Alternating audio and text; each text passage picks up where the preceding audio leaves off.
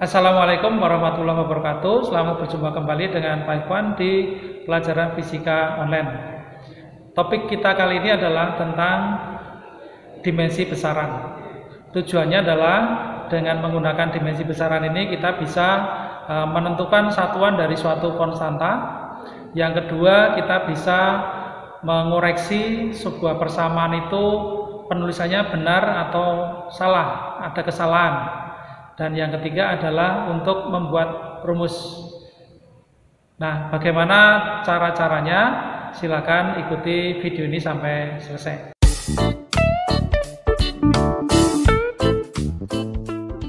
Kita mulai membahas tentang materi kita, yaitu besaran.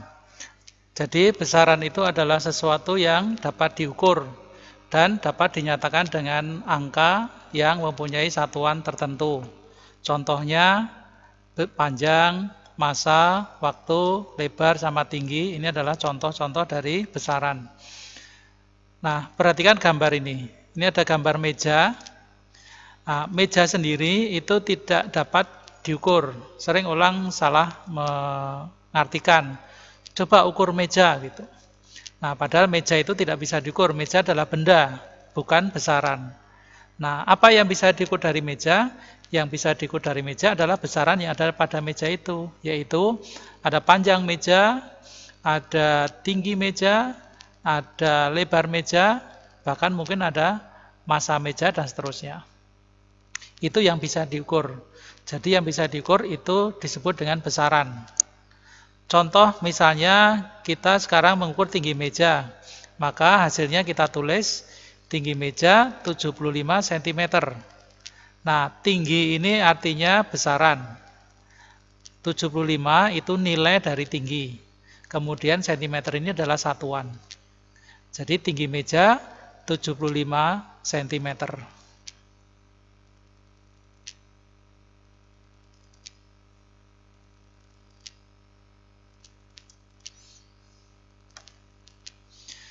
Nah, besaran pokok itu adalah besaran yang dijadikan dasar penyusunan besaran-besaran lain.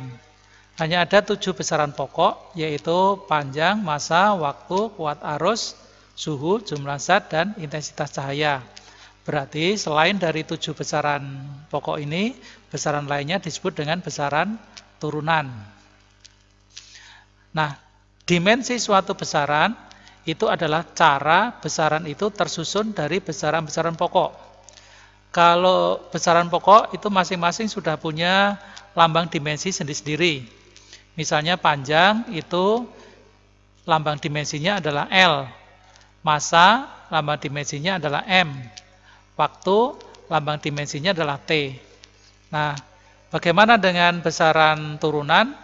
Dimensi besaran turunan itu dicari dengan cara mengingat rumus atau definisinya. Contohnya begini, kecepatan. Kecepatan itu didefinisikan sebagai perubahan kedudukan atau jarak dibagi dengan waktu.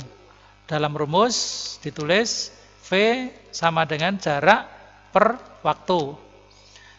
Maka dimensi dari kecepatan ditulisnya seperti ini ya, pakai kurung tapi kurung yang lurus.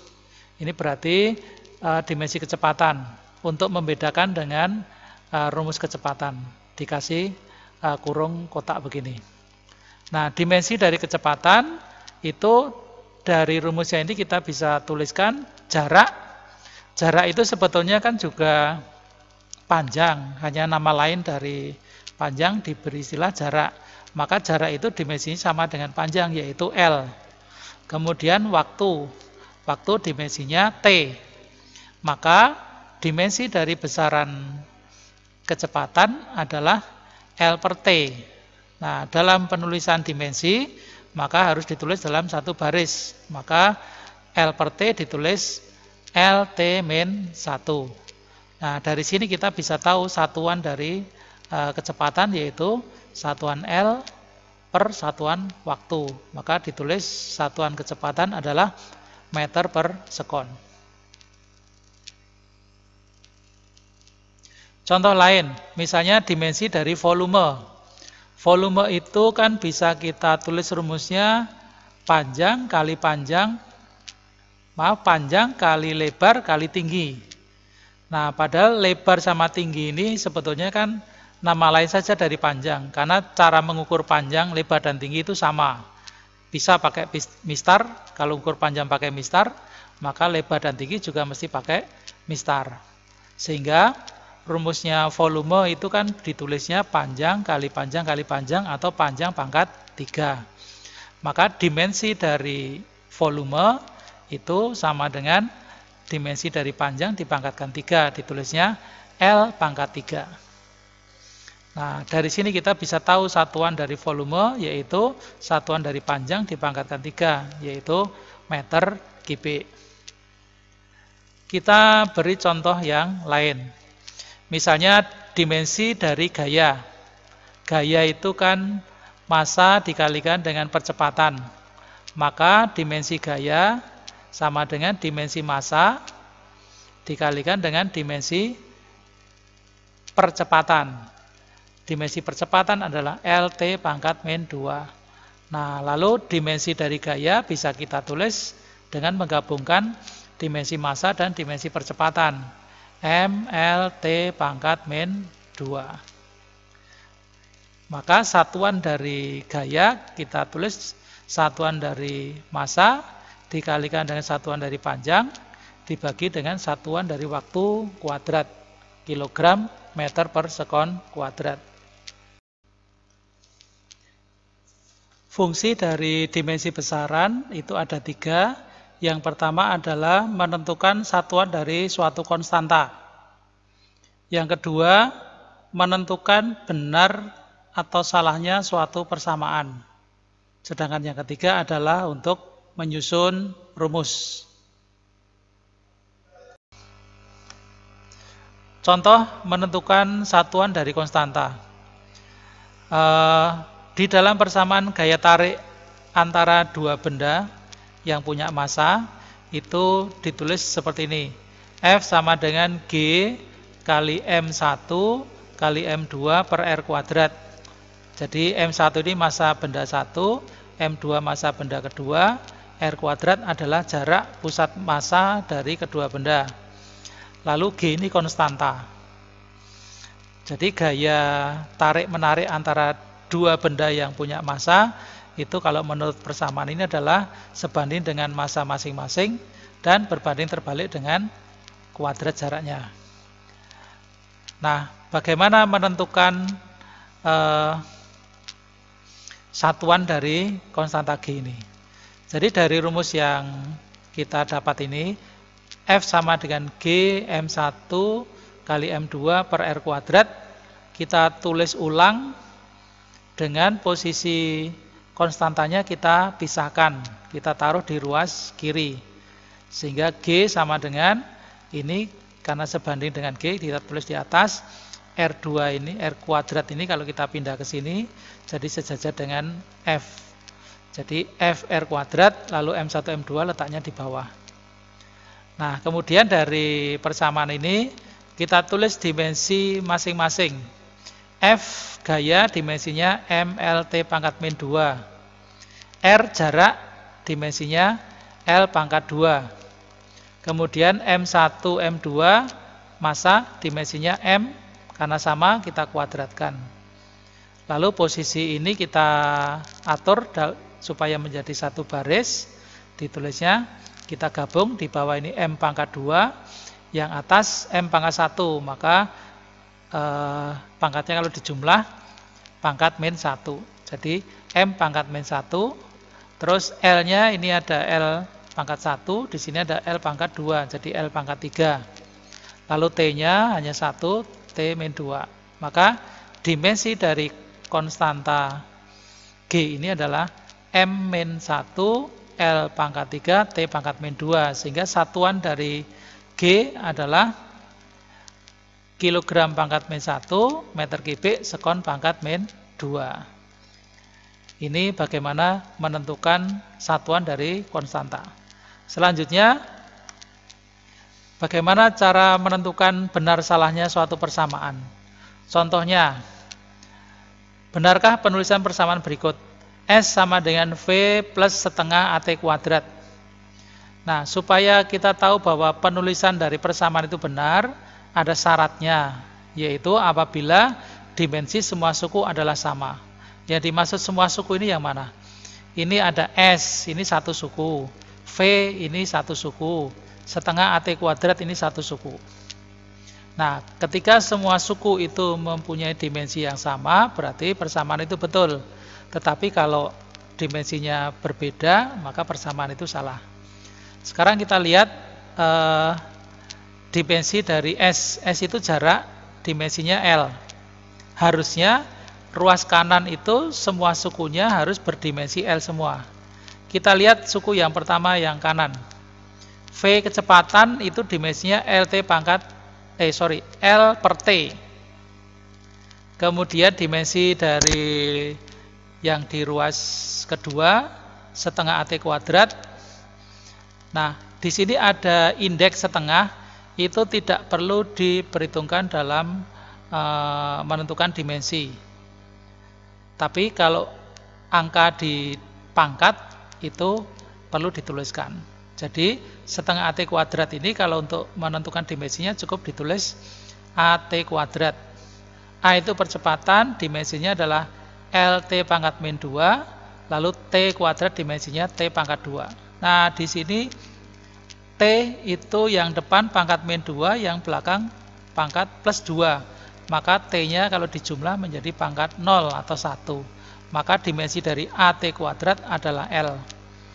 Nah, berdasarkan ini, suku pertama itu dimensinya L per T, berarti sudah berbeda dengan yang sebelah kiri.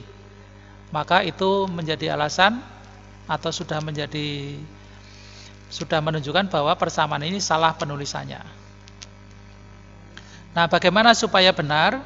Supaya benar, maka pada besaran V di sini harus dikalikan dengan besaran yang bisa menghilangkan nilai seperti di sini. Maka tidak lain adalah harus kita kalikan dengan T. Maka ketika di sini sudah dikalikan dengan T, menjadi V kali T, maka dimensi V kali T adalah LT pangkat min 1 dimensinya V, dan T itu dimensi dari T ini. Maka T pangkat min 1 dengan T-nya hilang, sehingga dimensi V kali T adalah L. Maka kalau di sini V-nya dikalikan dengan T, maka persamaan itu menjadi benar. Nah, yang ketiga, fungsi dari dimensi besaran adalah untuk menyusun rumus. Contoh, lengkapi persamaan berikut. S sama dengan A plus BT plus CT kuadrat dengan menentukan besaran-besaran A, B, C. Nah, seperti tadi bahwa di dalam sebuah persamaan itu dimensi setiap suku harus sama. Kita lihat sekarang A itu dimensinya harus sama dengan S, karena yang ruas kiri kan S. Maka A ini dimensinya harus L. Kemudian suku yang kedua B kali T. Nah, B kali T itu harus berdimensi juga dengan S. Maka B-nya kita sendirikan, T-nya kita pindah ke ruas kanan sehingga S per T. Maka B-nya itu dimensinya harus LT pangkat min 1. Nah, LT pangkat min 1 berarti ini besaran yang punya satuan meter per sekon. Sedangkan meter per sekon adalah satuan dari kecepatan. Yang atas di sini A itu harus berdimensi L. Padahal L itu adalah satuan panjang. Nah, dalam hal ini bisa diberi nama juga jarak. Nah, panjang itu satuannya M. Nah, M adalah satuan dari jarak atau S.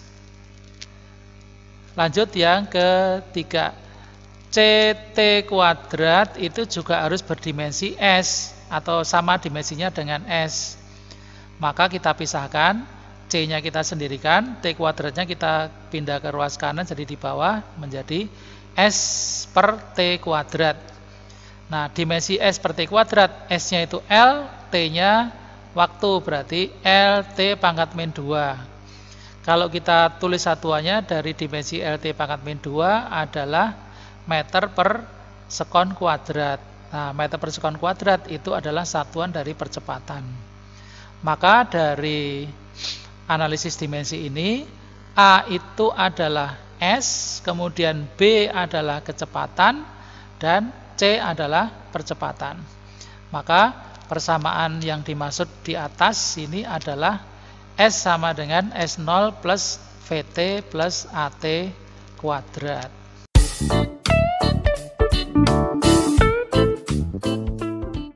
Ya, demikian tadi pembahasan kita tentang dimensi besaran. Jadi kamu sudah mempelajari tentang bagaimana cara menggunakan dimensi besaran itu untuk menentukan satuan dari suatu konstanta, kemudian juga bagaimana menggunakan konsep dimensi besaran untuk menguji suatu persamaan itu betul atau salah, dan yang ketiga, kamu bisa menggunakan konsep dimensi besaran itu untuk membuat suatu rumus. Nah, mudah-mudahan pelajaran ini bisa kalian tangkap ya intinya, dan tetap semangat. Assalamualaikum warahmatullahi wabarakatuh.